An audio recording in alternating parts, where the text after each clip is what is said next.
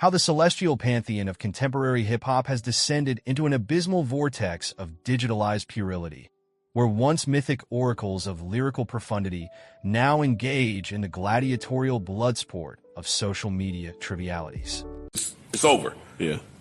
It is over. And I'm glad to, because I'm done. I'm tired of it. I'm sick of it. Yeah. I'm sick of it. I mean, I don't think it'll ever be done just because of the significance of the battle in hip-hop history. But This I think we can done. This was the cumulative moment that everybody was waiting for. I think we can be done with the hyper-analyzing of shit. That's what I'm saying. You know that rap in regards to Hey, Drake, don't shoot at me now that you ice cold. I'm not doing it back and forth with a corpse. Come on, man. I'm not doing. I wanted to do it when you was lit. It was fun. Don't go get shot all through the year and then pop up like Bernie at Weekend at Bernie's wanting to shoot at me now. No, go spin. Spin the block. Are you crazy? I'll save it. But I just seen that. Is he crazy? You know it's pod day. Been 99 and jumped on your ass. You out smoking hookah in turquoise boots. Don't post me. Go get your lick back. And here we stand, yet again, at the precipice of yet another combustive confrontation, wherein the mercurial bard of melancholy refrains, one Aubrey Drake Graham, finds himself ensnared within the unforgiving talons of Joe Budden's verbal inquisition, a rhetorical immolation so eviscerating, so unrelentingly caustic, that it threatens to permanently decimate the delicate facade of six-god invincibility. What has transpired, then, to summon forth this momentous clash between the neoteric crooner of emotional fragility and the veteran oracle of unfiltered reproach? What grand cosmic irony has ordained that this particular conflagration of egos should manifest as a puerile Instagram skirmish?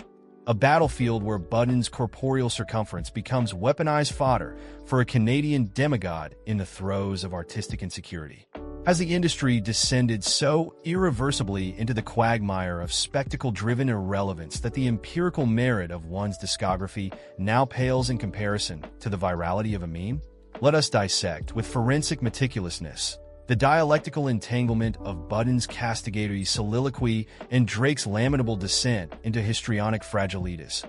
For in this ignoble spat lies the quintessence of the generational rupture that continues to metastasize within the pantheon of hip-hop royalty.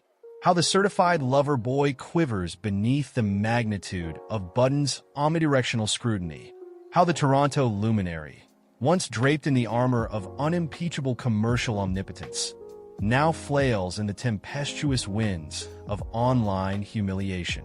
It is a spectacle of almost Shakespearean irony. A man who has spent the past decade fortifying his kingdom with streaming supremacy and algorithmic omnipresence, now reduced to the pedestrian tactics of social media infantilism, flinging recycled potshots at a retired adversary with the desperation of a dethroned monarch grasping for the vestiges of his dissipating dominion. One must ponder, with the gravitas of a philosophical autopsy, the subliminal anxieties that have propelled Drizzy into such an unbecoming display of hyperdefensiveness. Does he, in his heart of hearts, recognize the festering stagnation that has beset his musical trajectory?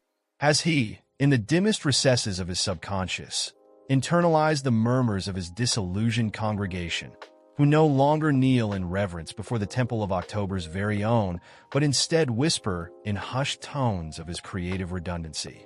Is this, then, the true catalyst of his retaliatory post?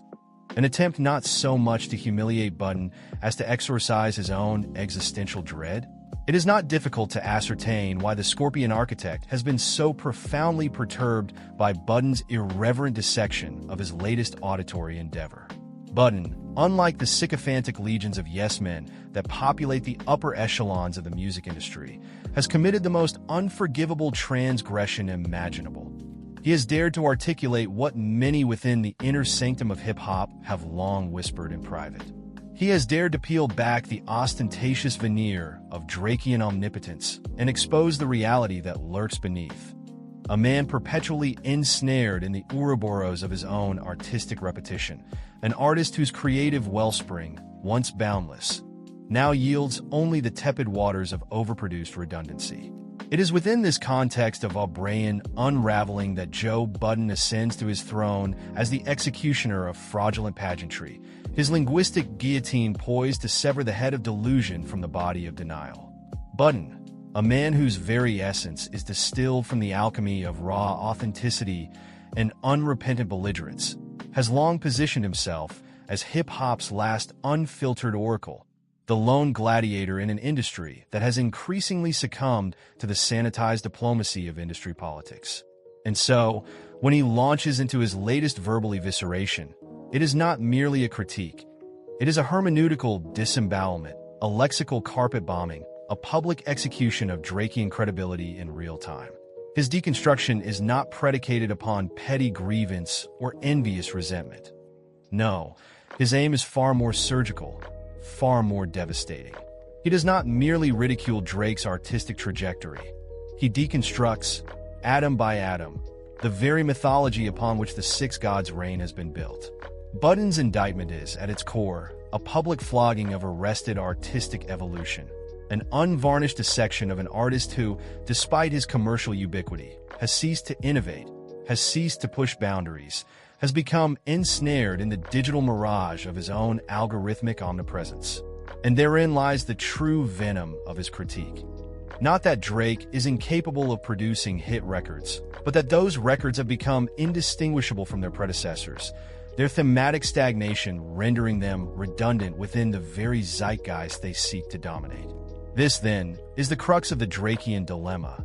An artist so profoundly wedded to the formulaic that his own discography has become an Ouroboros parody, an infinite loop of lamentations and braggadocio, a feedback loop of sentimentality and extravagance with no discernible evolution.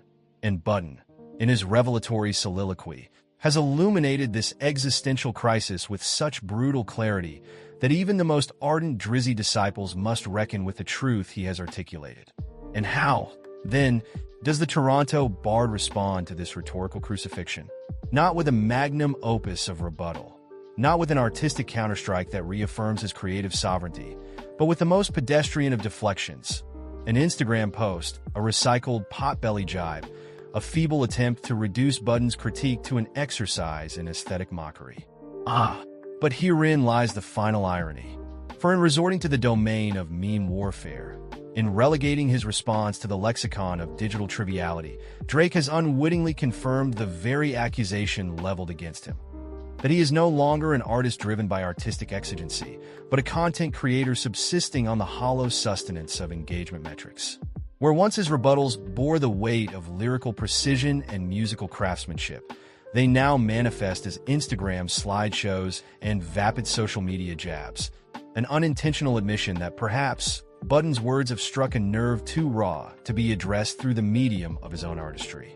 And so, the grand confrontation between Joe Budden, the unfiltered oracle, and Drake, the algorithmic demigod, culminates in an anticlimax that is, in itself, the most telling revelation of all. For this is not merely a battle between two men, two voices, two eras of hip-hop commentary. This is a parable of artistic mortality, a testament to the inescapable truth that no dynasty, no matter how meticulously engineered, is impervious to the entropy of stagnation. Drake, in his refusal to evolve, in his entrenchment within the monotonous architecture of his own success, now finds himself at a crossroads, his every maneuver scrutinized, his every reaction dissected, his every artistic decision weighed against the specter of his former self.